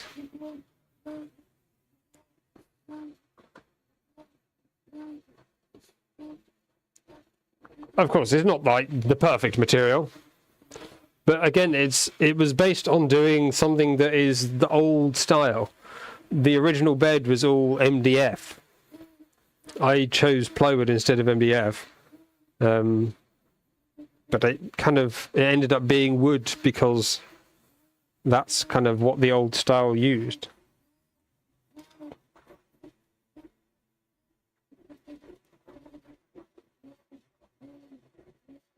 It is really nice gold, actually, isn't it?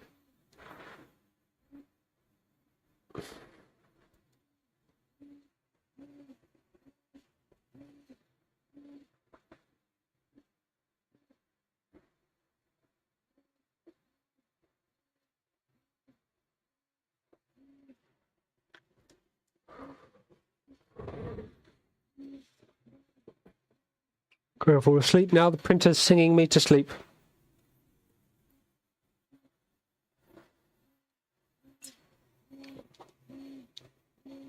$600°C. I don't think it's $600°C for a combustion of wood. Martin! Hello, good to see you.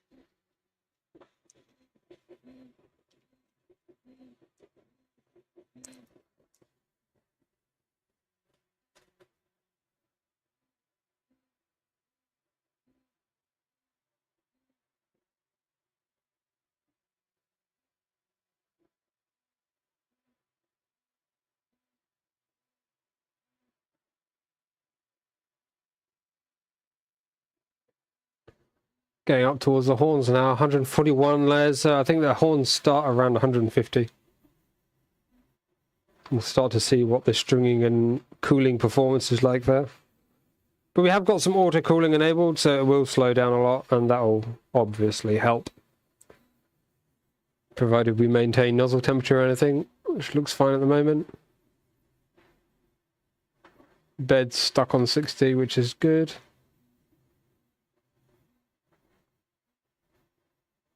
Currently printing a Minecraft Ender Dragon. Cool.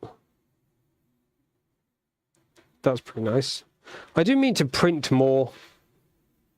Like, I looked on printables the other day, and there's just so many cool projects that I'd just like to, like, print and build. Just actually make things. I feel I have a lot of things to do at the moment.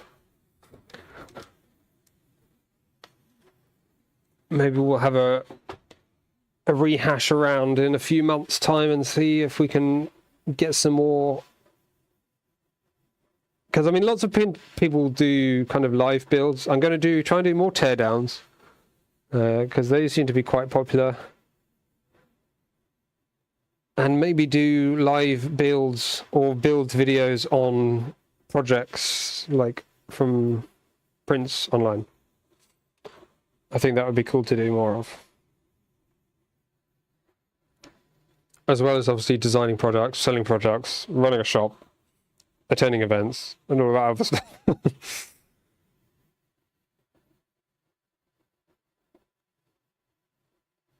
Oh, and designing an entirely new printer for December. What could possibly go wrong?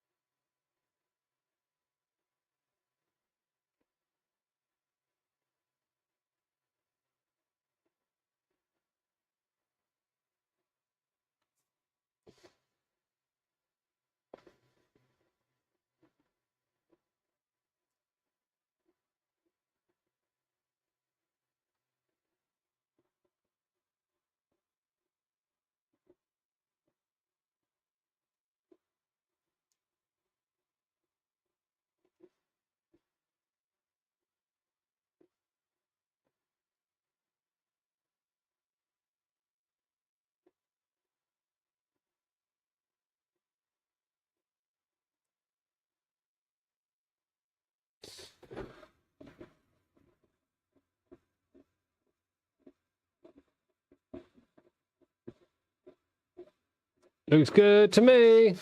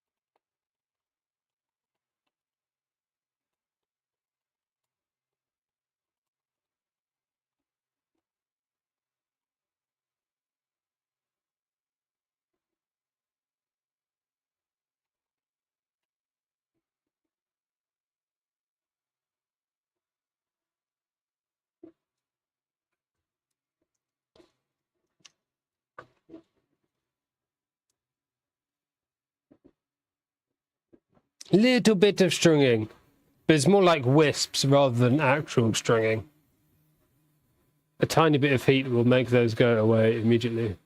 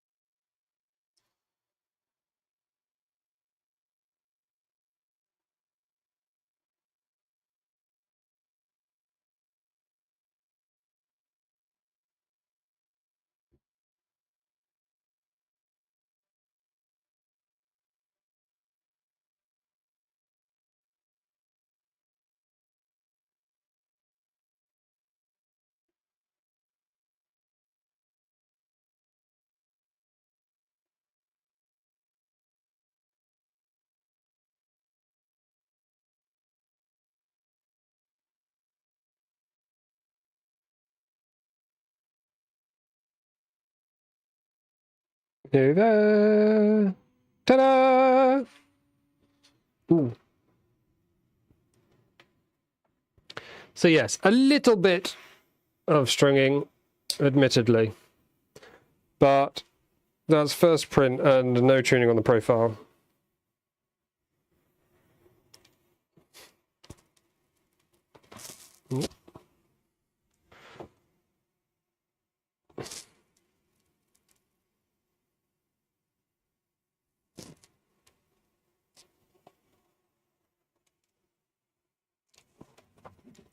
I think that's pretty good.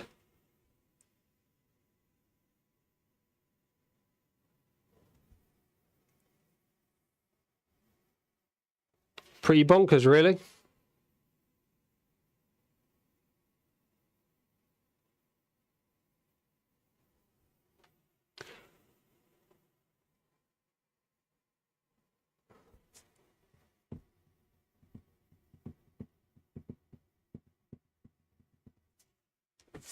Maybe I'll just hit it with a little bit of heat and remove those strings.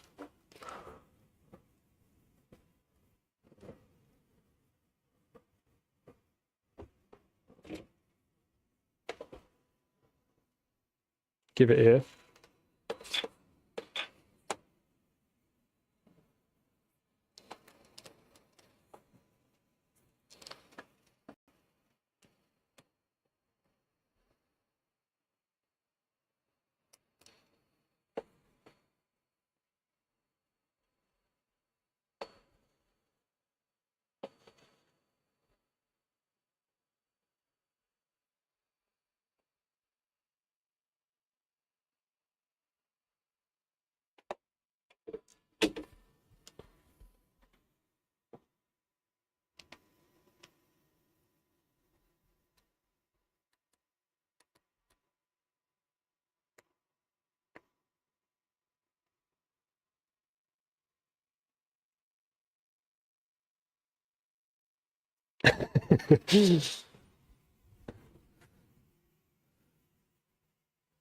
It looks good in the gold, doesn't it?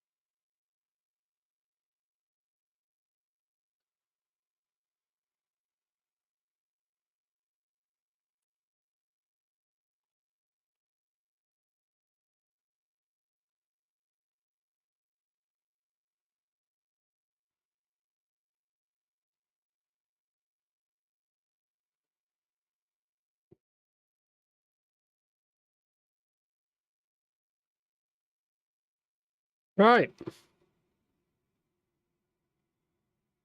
It's all gone a bit quiet. I don't think I have much more to add now.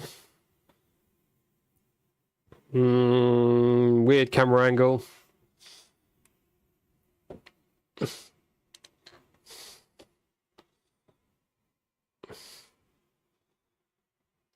Yep. That's it, I think. We have our little Cali Dragon. All nice and finished. We have our printer. Printing happily. Need to fix the screen, which it is just white at the moment. But apart from that, it's all done. It's all done. It's ready to go. Job's a good one. Happy days. Very happy this is turned out so well.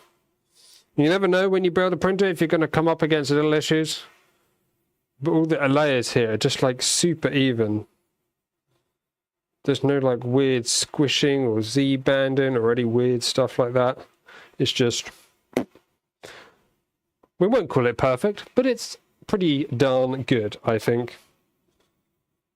Even if a fairly simple print, it looks rather marvellous. So thank you very much everyone for joining in. Hopefully for anyone that's looking to build one, hopefully this build series has served as somewhat of a user manual until perhaps we have a proper one. I don't know. Depends what our kit situation and everything starts to be like. It's very difficult for me to make a decision on that. So let me know if you want a kit, because I really don't know how many people want them. Be sure to send it on like Twitter or Discord or stuff, ask me about kits. If you want a kit, ask for kits.